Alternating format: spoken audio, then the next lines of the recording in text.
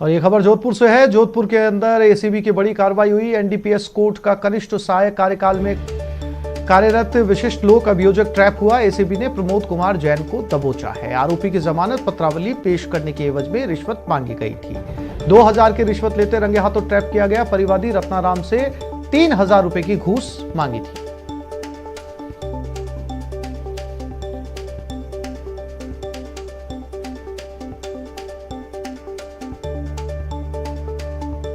और चंद्रशेखर व्यास से हमारे संवाददाता फोन लाइन पर हमारे साथ जुड़ गए, उनके साथ बात करते हैं। चंद्रशेखर, क्या था ये पूरा मामला? देखिए आशिफ, सबसे पहले तो बता दूं, आज एसीबी जो है सुबह से लगातार एक्शन के मोड में है। आज एसीबी ने 2 बड़ी कार्रवाई को जो है अंजाम दिया है। आज जो एनडीपीएस कोर्ट, जो एनडीपीएस मामला के जो कोर्ट है जिला न्यायालय परिसर में जो स्थित है, वहां पर तैनात प्रमोद कुमार जैन, जो कि कनिष्ठ सहायक है कार्यालय विशिष्ट लोक अभियोजक कार्यालय में, इसने जो है एक आरोपी की जमानत के जो पत्रावली पेश करने के एवज में 3000 रुपए की रिश्वत मांगी थी, जिसमें 1000 रुपए इसने पहले प्राप्त कर लिए थे। जिसके बाद 2000 रुपए दोपहर को देने के लिए जो बात हुई, जिसके बाद एसीबी ने इसका सत्यापन किया। सत्यापन के बाद जो है ट्रैप की कार्रवाई को अंजाम दिया गया। आरोपी की 2000 रुपए रिश्वत राशि के साथ रंगे हाथों गिरफ्तार किया गया है। एसीबी के पुलिस निरीक्षक मनीष कुमार वैष्णव ने कार्रवाई को अंजाम दिया है। मैं ये बता दूं कि जो डीआईजी एसीबी विष्णुकांत की अगुवाई में, डॉक्टर विष्णुकांत की अगुवाई में जो लगातार कार्रवाई की जा रही है और लगातार जो घूसखोरों को दबोचा जा रहा है, इससे कहीं ना कहीं एक सीधा संदेश जो है ऐसे घूसखोरों को दिया जा रहा है कि अब जो है घूसखोरी नहीं चलेगी, अब जो है उन्हें पाक साफ काम करना पड़ेगा। जी आसिफ। जी चंद्रशेखर, जानकारी के लिए आपका धन्यवाद।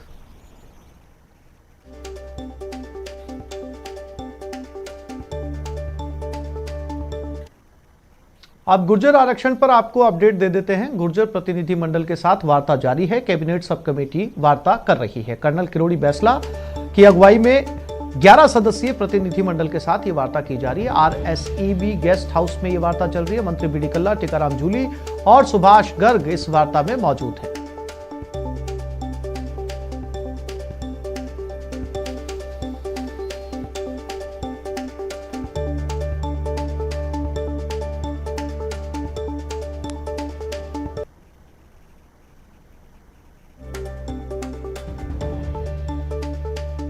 ऐसा है, हम लोग चर्चा करने आए हैं, बात करेंगे, देखते हैं आगे क्या चलता है। लेट अस सी। 2 घंटे लगेंगे या 1.5 घंटा लगेगा, 1 घंटा लगेगा, जो भी है। ट्रैक पे तो लोग बैठे ही हुए हैं। भगवान करे कि यहाँ से कुछ अच्छा पॉजिटिव निकले और अच्छी दिवाली सबकी मने। आंदोलन स्थगित होने की उम्मीद है पूरी आज? भैया ये सब बातें बात की हैं, पहले देखें निकलता क्या है। सर, मोटी तौर से डिमांड आपकी अब वही है जो 2019 की। चलें एक बार खड़ी हो विजुअल बना लो, ठीक है? भगवान करे कि कुछ पॉजिटिव निकले।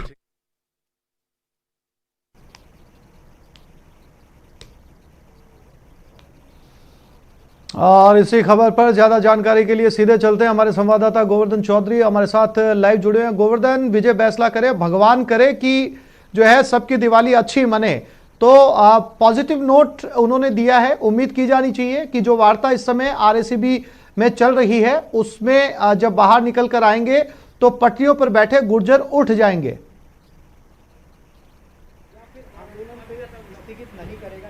बिल्कुल उम्मीद सारा प्रदेश यही कर रहा है, लेकिन अभी जो वार्ता है वो जारी है और वार्ता में किन किन बिंदुओं पर सहमति बनती है और क्या गुर्जर अपना आंदोलन स्थगित करने की घोषणा करते हैं, ये अभी पुख्ता तौर पर कुछ नहीं कहा जा सकता, क्योंकि वार्ता अभी जारी है। उनकी जो मेन डिमांड थी, उन डिमांड को लेकर के कैबिनेट सब कमेटी के साथ वो डिस्कस कर रहे हैं लंबे समय से, और उसके बाद जब ये वार्ता खत्म होगी और आधिकारिक तौर से बयान गुर्जर नेताओं का सामने आएगा तभी कुछ कहा जा सकेगा। लेकिन ये जो गतिरोध पिछले 10 दिन से बना हुआ है, वो गतिरोध आज इन गुर्जर नेताओं के, गुर्जर आंदोलनकारियों के वार्ता की टेबल आने के बाद खत्म होता हुआ दिख रहा है। क्योंकि अब तक तो वार्ता ही ट्रैक पर करने की बातचीत चल रही थी, लेकिन अब गुर्जर आंदोलनकारी अगर ट्रैक छोड़ करके वार्ता की टेबल पर आए हैं तो समझ सकते हैं कि काफी सकारात्मक मोड पर ये चीज आ चुकी है। और अब उनकी जो डिमांड है उन पर डिस्कस होने के बाद क्या समझौता होता है, ये थोड़ी देर में जब वार्ता खत्म होगी उस समय स्पष्ट हो जाएगा। जी गोवर्धन, बाकी सारी मांगों पर जो है वो सरकार 2 कदम आगे पीछे हट सकती है, गुर्जर आगे पीछे हट सकते हैं, लेकिन जो सबसे बड़ी बाधा आएगी, जिसको लेकर लगातार सरकार में भी असमंजस बना हुआ है, बैकलॉग कैसे क्लियर किया जाएगा? क्योंकि इसमें बहुत ज्यादा कानूनी पेचीदगियां हैं, कोर्ट का इन्वॉल्वमेंट है, केंद्र सरकार का इन्वॉल्वमेंट है, तो कैसे बैकलॉग को क्लियर करेंगे? इस पर क्या कुछ जो है वो सरकार टेक ले सकती है? कितना कुछ इसके ऊपर जो है वो गुर्जर कॉम्प्रोमाइज कर सकते हैं?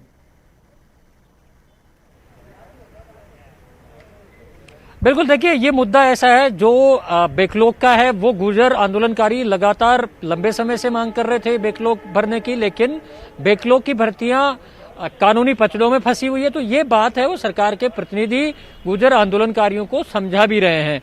अब ये गुर्जर आंदोलनकारियों पर निर्भर करता है कि वो जो कानूनी पहलू हैं उनसे वो भी वाकिफ हैं, लेकिन इस पर वो नेगोशिएट करने को कितना तैयार होते हैं। हालांकि जो अभी तक जो सूचना मिल रही है उसके मुताबिक बहुत सारे जो बिंदु हैं उन पर सहमति बनाने के प्रयास किए गए थे और इसी वजह से गुर्जर आंदोलनकारी ट्रैक छोड़ करके और वार्ता की टेबल पर आए हैं। उम्मीद करते हैं कि क्या कुछ इस मीटिंग में निकलकर सामने आता है। जी जी, तमाम जानकारी के लिए गोवर्धन आपका बहुत शुक्रिया।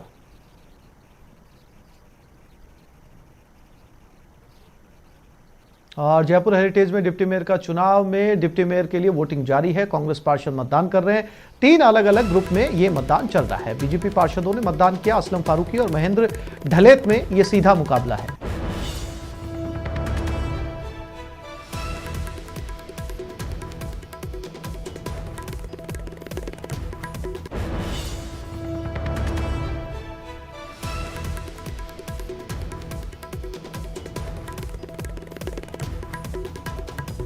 और इसी खबर पर अरबाज हमारे साथ लाइव जुड़ चुके हैं, उनके पास चलते हैं। अरबाज, सीधा मुकाबला है, किस तरफ जो है वो मैच जाता हुआ नजर आ रहा है?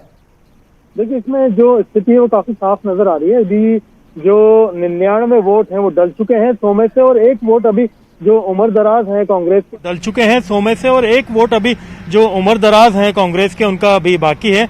उन पार्षद का उनकी काफी नाराजगी थी, डिप्टी मेयर कैंडिडेट उनको नहीं बनाया गया था, उसके बाद में नाराजगी का जो सिलसिला था आगे बढ़ा।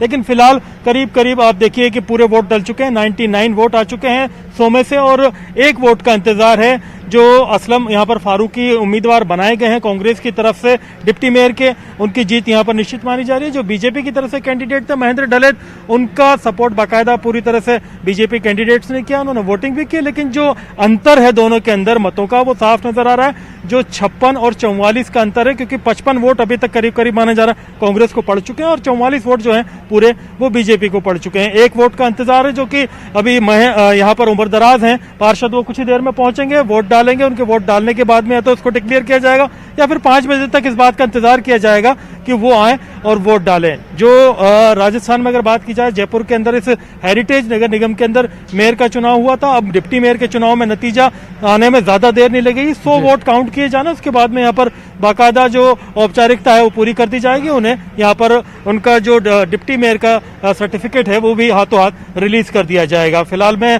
कैमरामैन से कहना चाहूंगा दिखाएं कि तमाम इंतजाम पीछे इस जो है महापौर का उप महापौर इलेक्शन कक्ष में किए गए, जहां पर बाकायदा सारी सिक्योरिटी के साथ में सोशल डिस्टेंसिंग मेंटेन करके उनको भेजा जा रहा है, और तमाम लोगों की वोटिंग यहां पर हो चुकी है। मुश्किल से 15 से 20 मिनट का वक्त लगा इसमें। जी अरबाज, इंतजार करते हैं क्या कुछ नतीजे इसके निकलकर सामने आते हैं। आप नजरें बनाए रखिए, हम समय समय पर आपसे अपडेट्स लेते रहेंगे। तमाम जानकारी के लिए अरबाज आपका बहुत शुक्रिया।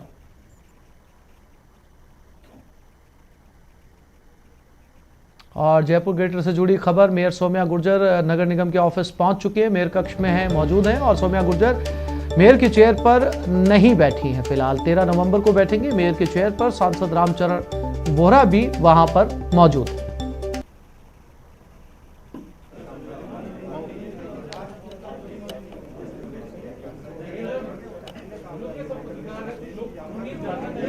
संभालने का मतलब ये है, हम निगम क्योंकि अभी कल ही हम निर्वाचित होकर आए हैं, देन इसके साथ में जनता की अपेक्षा है, दीपावली है वो त्यौहार बिल्कुल पास में आ गया है। देन जगह जगह स्वच्छता की जो है, साफ़ सफाई की कमी हमें दिखाई दे रही है। लाइटों का सही तरीके से कॉलोनीज में कहीं कहीं लाइट्स नहीं है। तो हम इन सबको ध्यान में रखते हुए आज से ही काम शुरू हमारा आज से कर रहे हैं। अधिकारियों को जो मीटिंग लेकर डायरेक्शंस जो देने हैं उनको, और सारे पार्षद जो हैं वो सब अपने अपने क्षेत्र में सब काम के लिए लगे हैं। देखिए, सबसे पहले तो समस्याएं जो है अभी मूल रूप से जो सामने आई है उनका निराकरण है, और उसके साथ में ही अभी सबसे ज़्यादा जो है हमारे लिए गंभीर समस्या है वो है कोविड-19। उसकी वजह से जो खतरा है वो निरंतर फैल रहा है। तो उसको हम थोड़ा सा जागरूकता के साथ में जन जागरण भी करेंगे, और निगम के द्वारा भी सैनिटाइज करवाना है, और भी सारे जो कार्य है वो भी किए जाएंगे। और जयपुर ग्रेटर के डिप्टी मेयर पुनीत कर्णावत बने हैं। डिप्टी मेयर पुनीत कर्णावत ने पदभार ग्रहण कर लिया। डिप्टी मेयर के कक्ष में इन्होंने ये पदभार ग्रहण किया। पदभार ग्रहण के समय उनका परिवार भी उनके साथ मौजूद था। मेयर सहित सांसद और विधायक भी मौजूद रहे।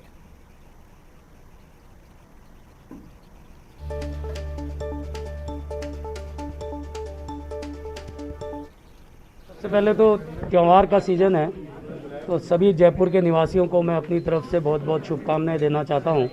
दीपावली सबसे बड़ा त्यौहार है हमारा। इस त्यौहार के उपलक्ष्य में सभी जयपुर वासियों को मेरी तरफ से बहुत बहुत शुभकामनाएं देना चाहता हूं। और चूंकि ये काम बहुत बड़ा है, जिम्मेदारी मुझे पार्टी ने दी है, तो मेरे पार्टी नेतृत्व को मैं इसके लिए बहुत बहुत धन्यवाद देता हूँ। आदरणीय सतीश जी पूनिया, मेरे प्रदेश अध्यक्ष माननीय चंद्रशेखर जी, वी सतीश जी, उन्होंने ये मेरे को जिम्मेदारी दी है, और मैं इस जिम्मेदारी को पूरे मेहनत से, पूरे परिश्रम से सिद्ध करूंगा, ऐसा मैं आप लोगों को विश्वास दिलाता हूं। जयपुर अपने आप में एक विशिष्ट शहर है, और उसकी विशिष्टता बनाए रखते हुए इसका विकास करना इस बोर्ड की जिम्मेदारी है। इस बोर्ड को इस दृष्टि से कार्य करना है, और मैं महापौर जी के साथ और बाकी जो हमारे साथी सहयोगी इस बोर्ड में चुनकर आए हैं, उनको सबको साथ लेकर जयपुर को एक अपनी विशिष्टता के साथ उन्नत शहर बनाने में, उसका इंफ्रास्ट्रक्चर और अधिक मजबूत करने में, इसको सफाई की दृष्टि से एक स्टेप और आगे ले जाने की दृष्टि से हम लोग काम करेंगे। और अब बात कोटा की करते हैं। कोटा उत्तर निगम में आज डिप्टी मेयर के लिए मतदान किया गया। कोटा उत्तर में कांग्रेस को पूर्ण बहुमत प्राप्त है। ऐसे में कांग्रेस प्रत्याशी फरीदुद्दीन सोनू कुरैशी का उप महापौर बनना तय माना जा रहा है।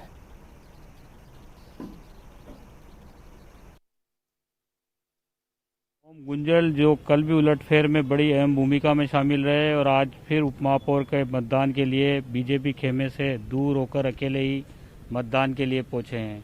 ओम जी, अभी नाराजगी दूर नहीं हुई आपकी? पार्टी किसी व्यक्ति विशेष के खेमे में हमें ले जाके खड़ा करे तो हम उस व्यक्ति विशेष के साथ खड़े नहीं होंगे। उस व्यक्ति विशेष से हमारी नाराजगी, पार्टी से कोई नाराजगी नहीं है।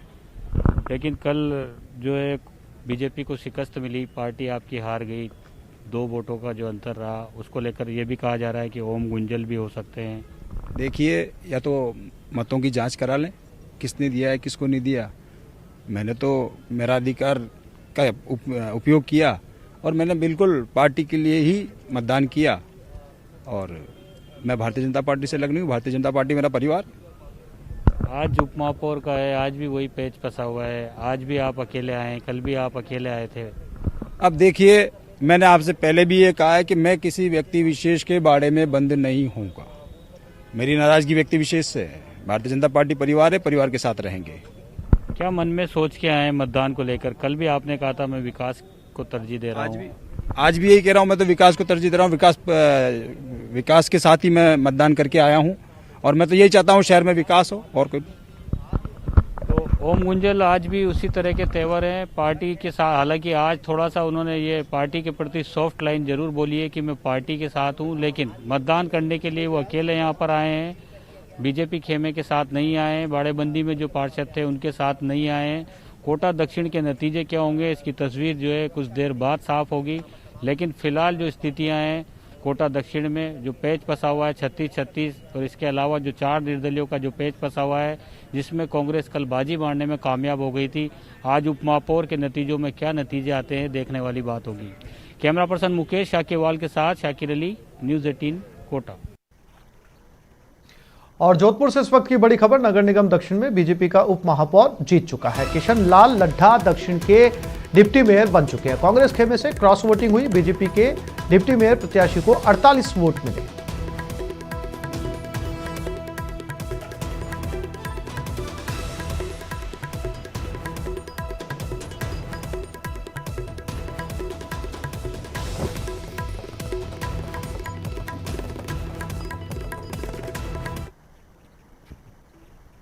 निगम चुनाव के बाद प्रदेश के 11 जिलों की 7 नगर परिषद और 35 नगर पालिकाओं के रण की बारी है। इस चुनाव के लिए 23 नवंबर से 27 नवंबर तक नामांकन होंगे, जबकि 11 दिसंबर को वोटिंग होगी। नगर निकाय चुनाव को देखते हुए दौसा विधायक मुरारीलाल मीणा भी सक्रिय हो गए। उन्होंने दौसा नगर परिषद में 55 वार्डों के टिकट वितरण के लिए कमेटी का भी गठन किया है।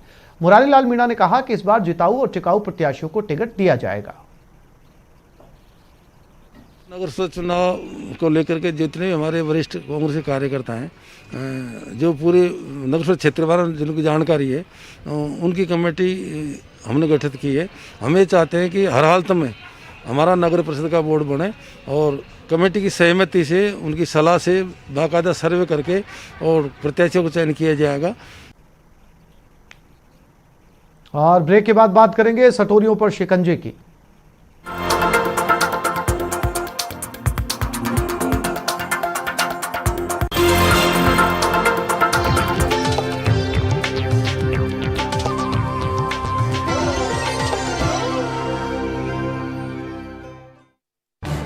इस न्यूज हेडलाइंस के प्रायोजक पेट सफा आयुर्वेदिक जूस, पेट सफा हर रोग दफा।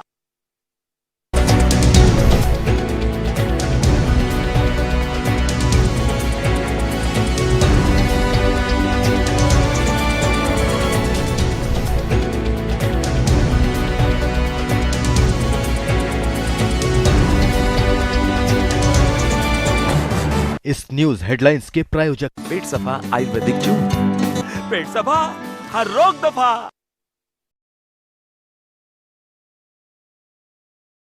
देखते रहिए न्यूज 18 इंडिया पर। भैया राम राम, नमस्कार। ना जाना कुछ बता रहे हैं, कुछ चेता रहे हैं। आपने लॉकडाउन के दौरान देखा कि हम क्या कर रहे हैं। कोरोना काल में लोग एक दूसरे को समझा रहे हैं, बड़े बड़े लोग वीडियो बना रहे हैं। आप गाना जानते हैं तो गाइए या फिर अपना हुनर दिखाइए, वीडियो बनाइए और हम तक पहुंचाइए और घर बैठे बनिए स्टार।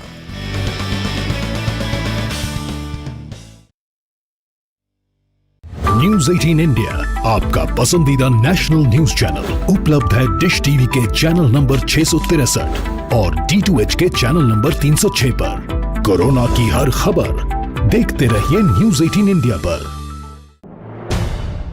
अहम है विचार सरकार के फैसलों पर, लोगों का रेजिस्टेंस जरूरी है खरी बात हर किसी की भागीदारी पर, और सवाल उठाने से ही मिल पाएगा जवाब। उनकी चिंताएं किस तरह की? आप कोरोना से लड़िए, आपके लिए हम करेंगे कोरोना पर हर एक सवाल। प्राइम डिबेट सिर्फ न्यूज 18 राजस्थान पर।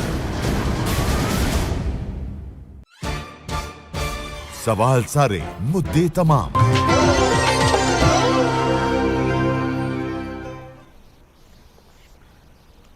आगे बढ़ते हैं। सट्टेबाजी के खिलाफ एटीएस की बड़ी कार्रवाई सामने आई। जयपुर में 2 जगहों पर एटीएस के छापे पड़े, करणी विहार और आदर्श नगर में। गंगानगर के सूरतगढ़ में भी एटीएस ने छापेमारी की। सट्टेबाजों को दबोचा गया। 10.5 लाख रुपए से ज्यादा की नकदी जब्त की गई। मोबाइल, लैपटॉप, कंप्यूटर भी जब्त किए गए हैं।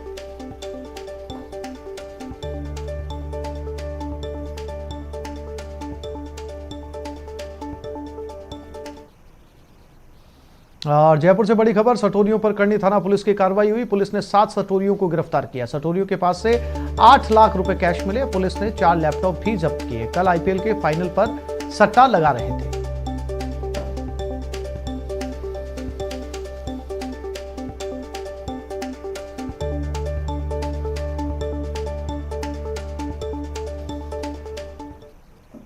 टोंक में सट्टेबाजी के खिलाफ कार्रवाई सामने आई। पुलिस ने 3 सटोरियों को गिरफ्तार किया। 1.5 दर्जन मोबाइल, कंप्यूटर और कार जब्त किए। 10,000 रुपए कैश भी बरामद किए गए। 11 लाख रुपए का हिसाब किताब मिला।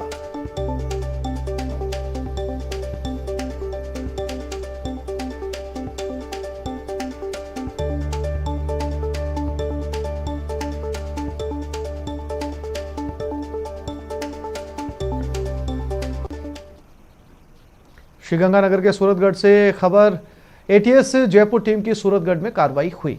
सटोरिया सुनील उर्फ बंटी को गिरफ्तार किया गया। ऐप के जरिए क्रिकेट में सट्टा लगवाने का आरोप है। एटीएस उप निरीक्षक अनिल देव के नेतृत्व में यह कार्रवाई की गई।